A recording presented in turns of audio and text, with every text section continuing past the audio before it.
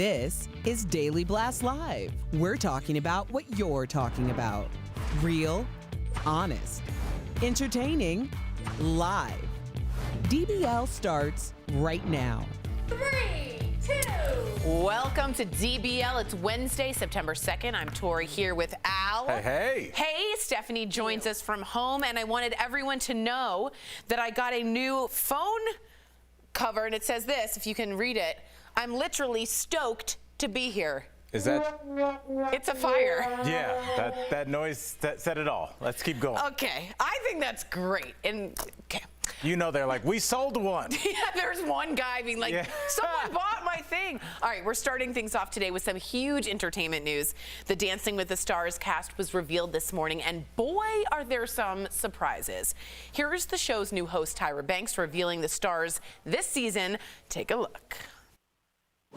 What's up, America? Get ready for an epic new season of dancing with stars that will light it up. AJ McLean, Vernon Davis, Sky Jackson, Johnny Weir, Caitlin Bristow, Charles Oakley, Jeannie Mai, Justina Machado, Jesse Metcalf, Michelle Stous, Anne Heche, Monica Aldama, Neve Schulman, Nelly, and Carol Baskin. You could have said blah, blah, blah, blah, blah, and Carol Baskin, because everyone is talking about Tiger King's Carol Baskin, who many claim may have had a hand in the death of her late husband, which of course she denies, but can she rumba?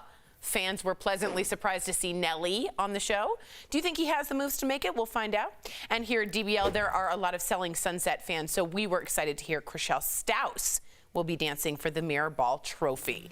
All right, let's get to the big lion in the room. Charles Oakley? Not Charles Oakley. Carol Baskin. Stephanie, what do you think about this, and will she kill on the dance floor? I don't mean to make light. I hope he's okay. Oh my gosh. You know, everyone loves, it's really awful, but we all love to like have a villain, don't we? And she is this year, she is the quarantine Corona 2020 victim of that, isn't she? And I'm here for it. I'm gonna love watching everyone tuning in just to basically overly critique her, because let's be honest, she can't rumble in the jungle with the tigers, and none of them like her, none of us like her, so she's not going to do a rumba on the dance floor, is she? It's going to be terrible. Will she come out to Eye of the Tiger? We will find out. She should. Who do you think, Al, is one of your favorites, or were you surprised by any? Like Anne Heche, I was like, haven't heard that name in a fortnight. Well, that's what Dancing with the Stars is for. Yeah, that's true. You know, but I mean, Nelly, I think is going to be he's got to be the clear-cut favorite. He's a professional entertainer. He's been dancing for thousands of people for 25 years. He's still got the looks, and he's got a fan base. Yeah, I mean, yeah. Dancing. He's a dancer. He's got backup dancers, I'm sure, at Kanye. Is it more like this, or is there dancing? No, he's really dancing, and he's got a fan base because he tours with country groups. So he's got a Midwestern fan base that's going to vote for him. And Nelly's from St. Louis? Yes. Oh, wow. That was all you had? That's all I had. Okay. I just wanted to finish on that. Steph, I just wanted to manifest this for you. Your dream is to be on this show. Am I right? Like, for real, your dream. It really, this is no word of a lie. Like, I don't know why the ratings of this show have been going down, down, down into like the depths of hell, haven't they? Let's be honest. And they're really scraping the barrel with some of these names. But I'm here for it. You know, I really love for me, it's like, I'm old school Hollywoody. I love like the costumes, the makeup, the glamour of the ballroom. Yeah. I'm here for it. And one day, I would love to be Z-list enough to make it on that dance floor. Z-list. I just love that Steph is currently on a show saying her dream would be to be on another show. Hang with us for at least another 26 minutes. I want to go and dance with the stars. Don't take it away from me. I just really want it so bad. I think she would be. You'd be fantastic. Of course she would be. Amazing. All right, let's move let's make some magic. Illusionist David Blaine pulled off another death-defying stunt this morning in what looked like a scene from the movie Up. David took to the sky, attached to 52 helium-filled balloons, and floated over a desert in Arizona. David ended up reaching around 25,000 feet. The whole thing was live streamed on YouTube. The heart-stopping moment, he eventually did detach himself from the balloons, and he safely parachuted to land. David spoke to his daughter Dessa right after. Watch. You did it! Wow, I love you. You did it! I love you. You did it. In the I love universe. you. Yeah, this is all for you. Thank you. You did it. You didn't Love you. fall. She didn't fall. That was great.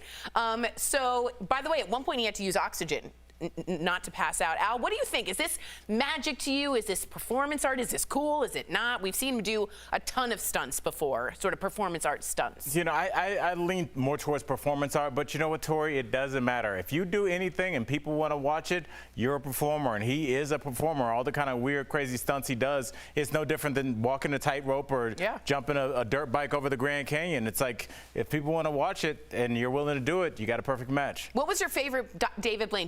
Do you have one? I liked it when he was above the city forever, just hanging out. I remember that. Remember that? There was an Steph, ice what about box you? on Steph. Remember that? What was? Oh, then he stood on this forever. I quite liked when he was in the ice. Yes. I kind of wanted him to get hypothermia / a heart attack for good viewing on telly. Well, I mean, to be honest, he survived. Yeah, so. he did survive. That's why we watch. I think people watch to see you're on Life and Death. It's very Houdini. Yeah, it's if you ever weird. read into Houdini about it. Yeah, I mean, this is what people have really been weird, showing up isn't to it? see. Yeah. Yeah. Yeah, it's like testing the human body to like its utmost limits, isn't it? And like, what's gonna happen? But also, if someone shoved me in a block of ice, I don't think I would survive. He did like mentally and physically train, I think, for like a year or something crazy before he did that. So I don't advise it to anyone before you like lock yourself in the freezer for kicks. Yeah, you're not David Blaine, okay? I'm gonna say it loud and clear. You're not David Blaine.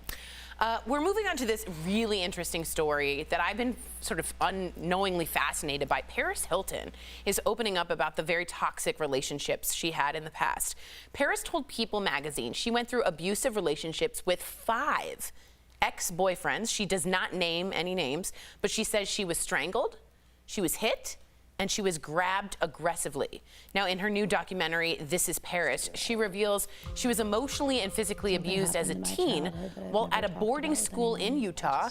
Paris says this experience caused her to have unhealthy relationships later in life. My personal thing here is I've always thought there was something underneath Paris Hilton. And Steph, you know, let me know what you think about this. She seems so much sort of dead behind the eyes, and it's interesting to find out there was so much abuse going on, and I still know people very close to the studio that have had this experience at boarding schools, so this speaks personally to us here at DBL. What do you think, Steph? I think obviously it's incredibly sad. I think it's obviously a really big thing for her to go so public and speak about this so openly, and that shows that her within herself, she must have gone through copious amounts of therapy and healing and help in order to get to a place where she feels as though now she's in a very stable, very healthy relationship, and she says she's so grateful that now she's got someone in her life that, you know, treats her differently. And obviously, we do know that Paris was famous, obviously, for a sex tape years ago. And she actually released a document, or part of this interview was her saying that she never would have done that if the other events in her life hadn't have happened. It all kind of like, it's like a vicious spider web, you know? Like when these things happen in your early childhood or certain elements, it easily can spiral out into other ways that we don't always realise. And it takes a lot of work to unravel that. So I'm really proud of her. I am too. You know, it's a big thing for her to admit. Yeah, especially because she's so, excuse me, sort of plastic in a way that I'm not saying pejoratively. I'm saying that was her persona. Am I right, Al? Right. But to have all this underneath. Yeah, I mean, for her to open up like this, you're opening yourself up to scrutiny and to ridicule and to not be believed. So I really say good on her for this. And you know, as you were talking about the sex tape stuff, a lot of times acting out sexually is a symptom of people that have been abused. And as for boarding school, it is every parent's worst nightmare to have your kid be isolated from you anywhere, whether it's summer camp, boarding school, whatever it may be, because when you can't keep an eye on your kids, they are more prone to being abused. So it's scary all the way around. Yeah, and it doesn't matter how rich you might be. That's exactly right. And if you are in an abusive relationship, please reach out and get help somehow. We do want to make sure that we offer that support and light here at DBL. Well, Andy Cohen may have broken the bro code, switching gears, when it comes to posting pics on social media. He posted these of Anderson Cooper on Instagram, writing, "If it were a normal year, I'd be on vacation with my pal, threatening to post shirtless pics of him. Well, it's 2020. I'm at my desk, so I'd figure I'd just post without asking and piss him off." Apparently, it worked. I think the silver fox looks good. That is what I call Anderson Cooper. He's a little pale, but we all have complexions. Yes, that we're into. I get, and you know what, Steph, I want to get your opinion because I'm a dude, and guys don't really care. We don't say, "Let me see that picture before you post it." Yeah, you do care. I That's don't such care. A lie. I do not care. Yeah, I've never gone. Let me see that. I feel like you have to me. I do not. Several times. Now, let me ask. This is just a naive man. Do you think like sometimes when it comes to like a group of female friends, like one will post a picture knowing that they look really good and their friend looks not that great, like their mouth is open or something? Steph's yeah, nodding. of course. Like if there's a group photo. No, yeah, if there's a group photo, I mean, it's definitely happened to me a million times and it's so annoying. Really? But also, if I put that into context, if I ever went missing and, you know, they took a picture to put on a milk cart and, like, find this girl, no one would ever find me because I don't look like that. So, it depends what... Let's be real.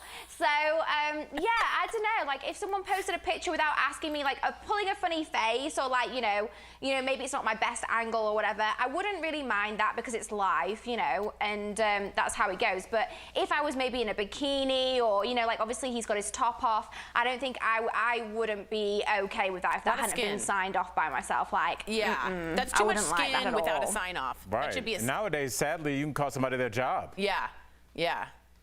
Yeah. Good ending on that one. Stephanie, please stick around. Would you care? Would you care? No, Al? I don't. If we Al see doesn't before we care. posted a picture of you with your kit off? Just as long as it's not like a picture of me from the back. You know, like sometimes Then you do care. like your back fat and you're like, oh no, my swim trunks are shoving up fat and over the sides, so no. Wow, a lot of sentences I don't want to hear. Stick around. Coming up on DBL, it's No Holds Barred with Kanye. He gets deep on abortion in the black community and that infamous T-Swift moment at the VMAs. Plus 90s icons Brandy and Monica together again. Steph tells us what's up with their star-studded reunion. And as the pandemic rages on, most of our employees are still working from home. We cannot thank them enough. We'll be right back.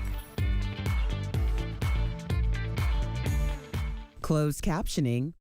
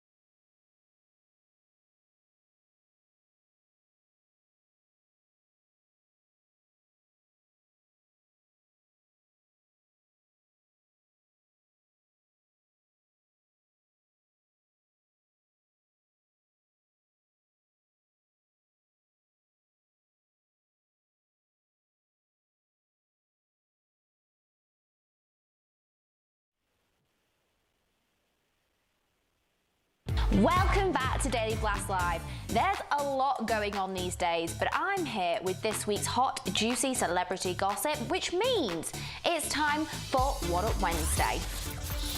Our first stop on the What Up World map is Atlanta. Now, more than 1 million people tuned in to see Brandy and Monica in the latest episode of the online show Versus. Now, the two singers spent hours playing old tracks and even premiering new songs for fans. Now, here's what's up. Getting even more buzz than the actual show were all of the famous faces that tuned in to watch. We're talking Mariah Carey, Tiffany Haddish, Solange Knowles, Queen Latifah, Keke Palmer, Snoop Dogg, Lil Jon, and Missy Elliott, to name a few. Even former First Lady Michelle Obama dropped into the comments, reminding everyone to vote. Now, I don't think I've seen anywhere near this many famous faces in one place since Ellen's famous Oscar selfie. Our next stop is in New York City, home to The Daily Show and its host, Trevor Noah. And apparently, it's also where love is in the air. So rumors are swirling that he's dating actress Minka Kelly. Here's what's up. Now, you might not know Minka very well, but let me tell you, you're gonna know some of her famous past suitors. Strap in, there's a few of them. Minka's been linked to Chris Evans, John Mayer, Topher Grace, Derek Jeter. Hold on, I need to catch my breath. Wilmer Valderrama, Jake Gyllenhaal, Sean Penn, and Jesse Williams. So, could her relationship with Trevor be the one that lasts forever? What do you guys think? And finally, we end our trip in Los Angeles, home to Hollywood hunk Channing Tatum, who may have just lost his mind in quarantine. You're asking, is that a shirtless Channing dressed up as a unicorn fairy? And the answer is, well, yes it is. And here's what's up, he's totally fine. The actor has written a children's book whilst he's been in quarantine, and he's been spending a little extra time with his 7-year-old daughter, which is incredibly adorable. Plus, that's easily the most in-shape unicorn fairy I have ever seen. That's it for this week's What Up Wednesday. Daily Blast Live will be back after this. Ladies,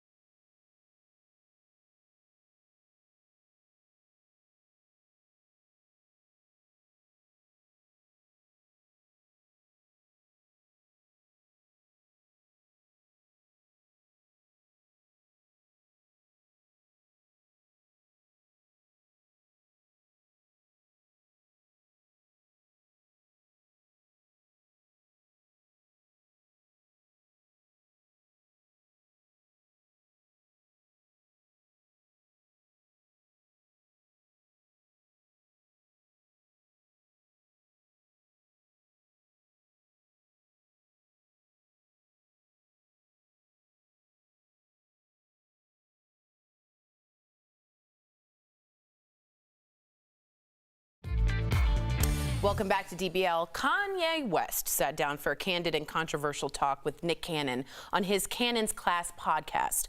Kanye talked about finding God, the importance of family, and his ongoing presidential campaign. He also says he has zero regrets about disclosing that he and Kim considered aborting their first child North during a rally in South Carolina. Take a look.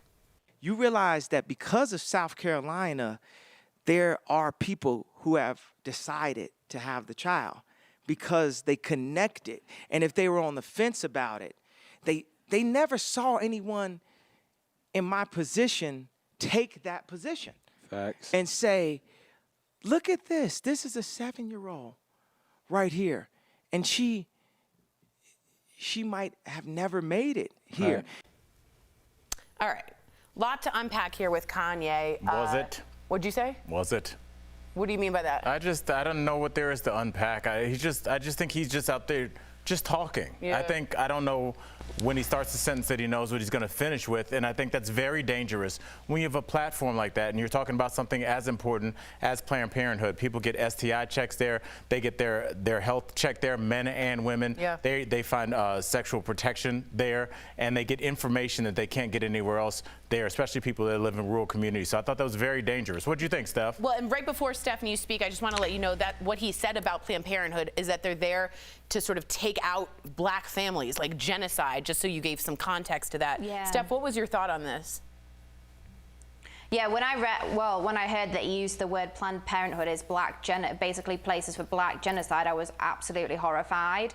It scares me that someone that has his mental health issues that have been very public, to the point where, you know, he's been hospitalized in the past, where it's, I mean, Tori, you and I said we thought this was going to cost him his marriage. Yeah. The rally back in July, and some of the things he said before he spiraled and had an episode, we thought it was going to cost his marriage to Kim. I feel like this is a really missed learning opportunity from the Kardashians, as they are literally the biggest influencers in the entire world. That Kim literally put up a couple of stories saying, be patient, be kind.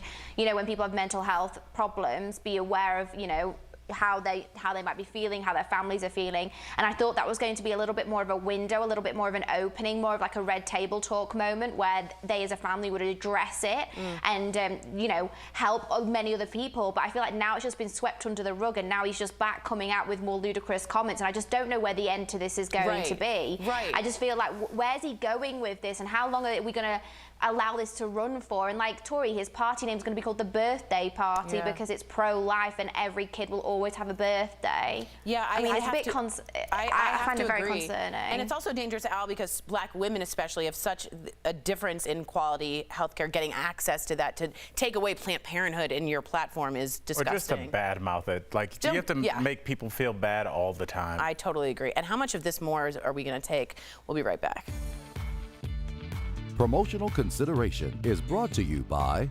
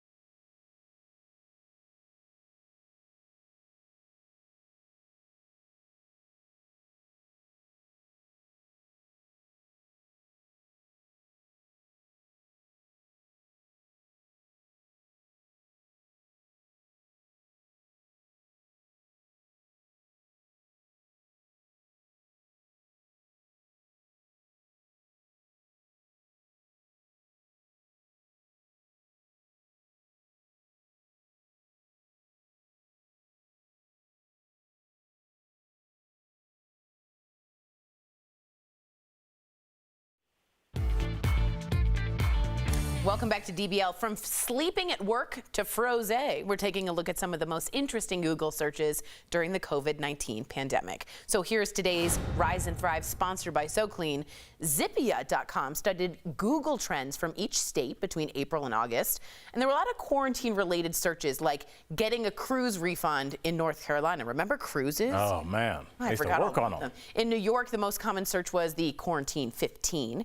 When it came to sleep, having trouble sleeping ranked high in Texas, and how to sleep at work was the most interesting Hope they didn't search Google that at work. in Florida. Yeah, that's got to be awkward. Company laptop. Everyone's like, When it comes to sleep, for ways to rest easy, go to SoClean.com or call 1-800-528-6029.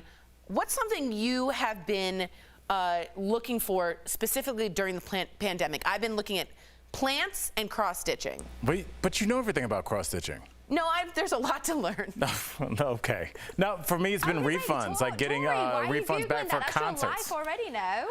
No, there's a lot to cross stitching. I'm looking at beading. Oh. So what did you say? I wasn't beading. I didn't even know you could look that up. Well, it's hard because you have to go through. Look at the ads that are on the side when you look that up, and that's the age demo that you're going for. Oh, Steph, anything you're looking up quickly?